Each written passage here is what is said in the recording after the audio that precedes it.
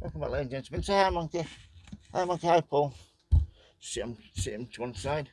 Today, I'm going to be part 3, how to grow marigolds from seed. As you can see, I've got my first flower, which I'm really pleased about. I'm using some recycled compost. This has been used for my seedlings. This is what's been left.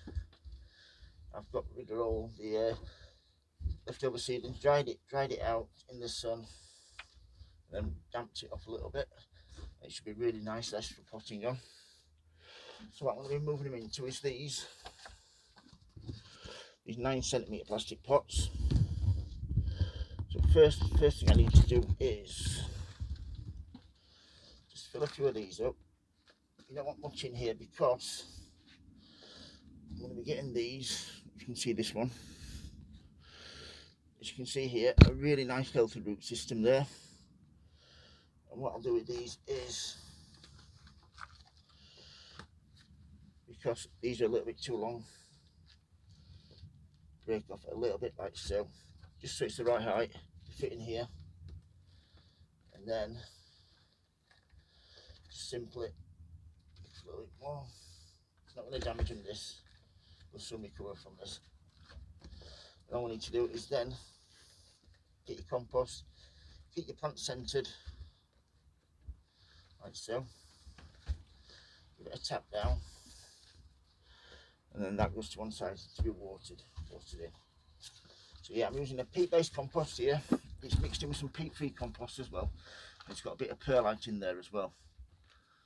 You can see there, beautiful root system. That should fit perfectly. It does. Then all the way around, like so. Give it a tap down inside. I'll get this one that's actually flowering. This is this one. Yeah, this is the perfect time to transplant these.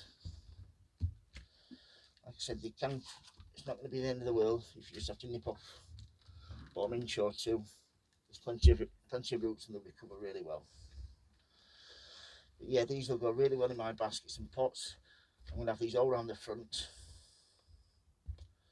near the bench, and they'll look really, really well. So yeah, this is part 3. I've grown all these from seed, which I'm really chuffed about. Look at that one. That one's actually dried out and rotted off. That is the only one that's actually done that, so I'm quite pleased about that. So yeah, these will be in all my pots on the front. I'll mix them with dahlias, sweet peas, penstemons and my begonias. I think they'll make a really good show, these. I love the vibrant colours, absolutely stunning. Let's get one more done. A little bit off there. Plant it in. Once these have been done like this, I'll show you what I'm going to do with them to water them. These are getting, I feed these now twice a week at the moment. We've got to that stage. I use Miracle-Gro and Tomorite. They're 2 feet I use. Just get to show you. This is what I use. Miracle-Gro all-purpose, really good value for money that. And then I also use this as well. Tomorite for delicious tasting tomatoes. Also really good for flowers. Really can't recommend that enough. So yeah, once these have been done like so, what we're going to do then is show you where I put them. These will then go in here to soak. Let's get the others in. Leave them in here till they're soaked right through. And I should take them out and put them on a really well lit shelf in my greenhouse.